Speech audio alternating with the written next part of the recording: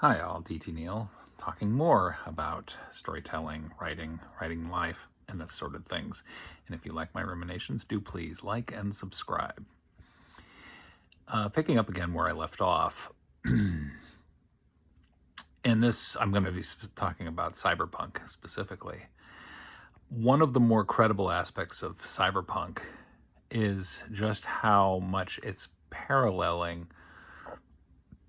or warning about the world that's looming for us, a world of mega corporations, a world absolutely marinated in advertising.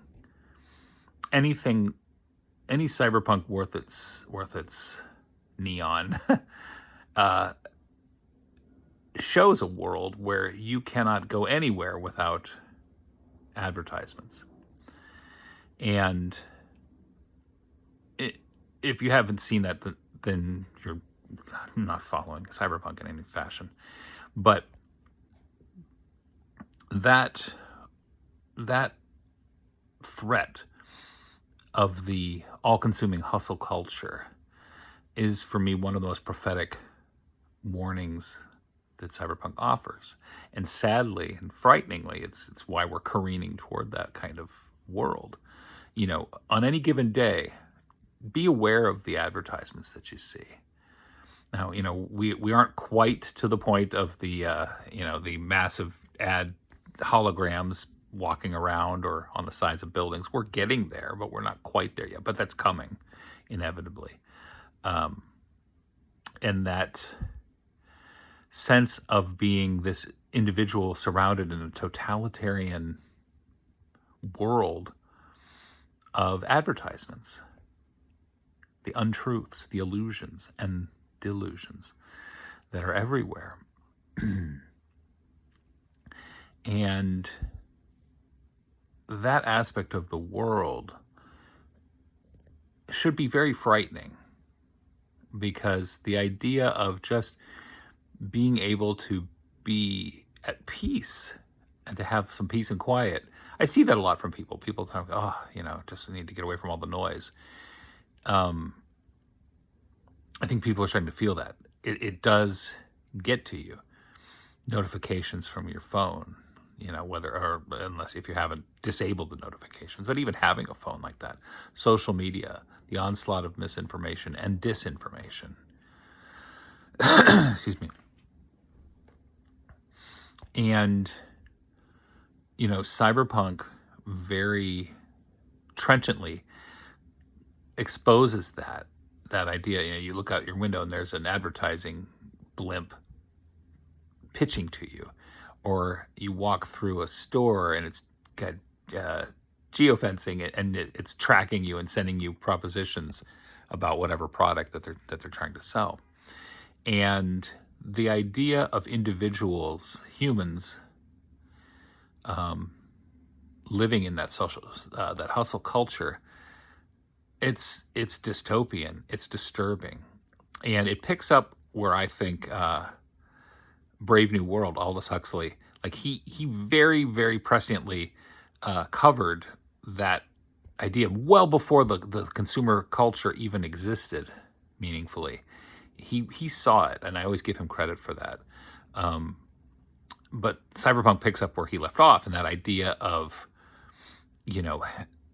ads everywhere, ads, getting people to buy and buy in, and that's really the only agency anybody has at that point, is what products they can purchase. That's the only freedom that they enjoy, which is to say, oh, well, I can buy this, I could buy that, I could buy that, I could buy this. And they're getting it right in their faces. And those corporations, those mega corporations, ruling people's lives and dictating what their lives are and could ever be. That's a very haunting aspect of cyberpunk. And I don't know, cyberpunk in its original inception, it came and then it went, and it was almost like it revealed so many uncomfortable truths about life in the 80s and beyond, that people didn't kind of want to keep exploring that. People like to think, oh, well, we're about better things and bigger things, and then increasingly what we've seen is like, no, we're not. There is a pessimistic aspect of the human condition. Uh, it's kind of twofold, because there's like the idea of people surviving in some fashion in the hustle culture world, and also people being consumed by it and destroyed by it. That offers a warning.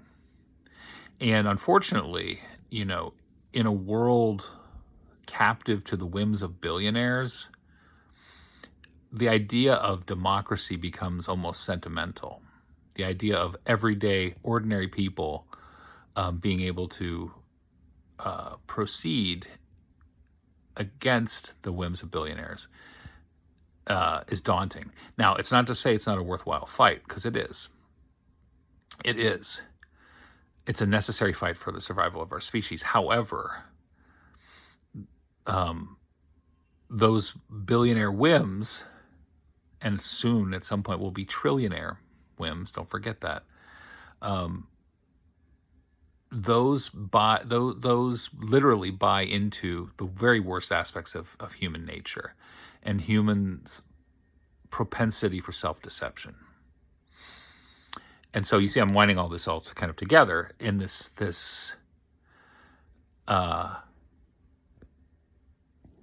burgeoning hellscape from where truth is derided, looked upon as quaint,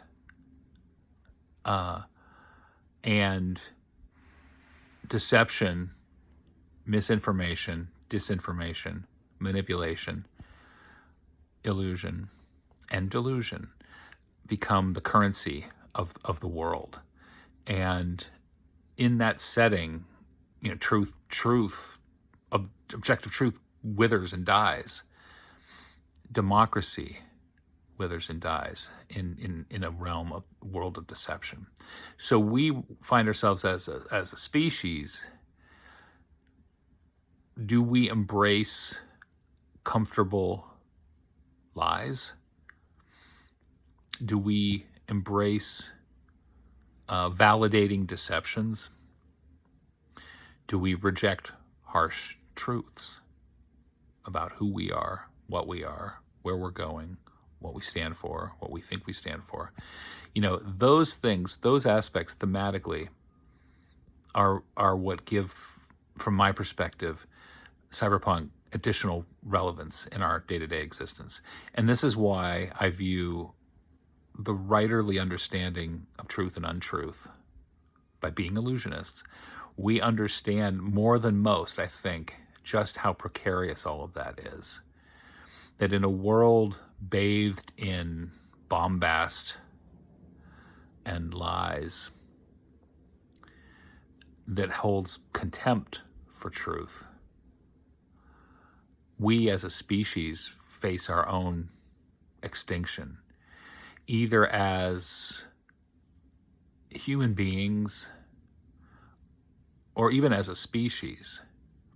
Think about how many decades the fossil fuel industry gaslit people about climate change, about global warming. In fact, they even went with using the term climate change instead of global warming, because global warming was seen as too, no pun intended, incendiary for the lay public, for the everyday people. So they went, while denying it and saying it was a hoax and it wasn't even real, they went with, let's go with the softer term of climate change, because global warming's too fussy for people. And now as we witness these once in a generation storms that happen like every year. And I always think, like, in terms of like the media's portrayal of that, how do you get from once in a generation or once in 1,000 years, but then it happens like year after year, and it gets worse because, of course, the world is warming. We as a species are going to have to decide, do we want those comforting illusions, or do we want to face those hard truths? That's going to be a decision. And again, cyberpunk, I think, really lays a lot of that out there. Decent cyberpunk. Virtuality versus reality. And there's promise there, and I think there are lessons to be learned for people who enjoy that, readers who are willing to look at that hard reality of the hustle culture of a world run by mega corporations and with advertisements everywhere, and think, is that the world I want to live in? Do I want to be that person? or not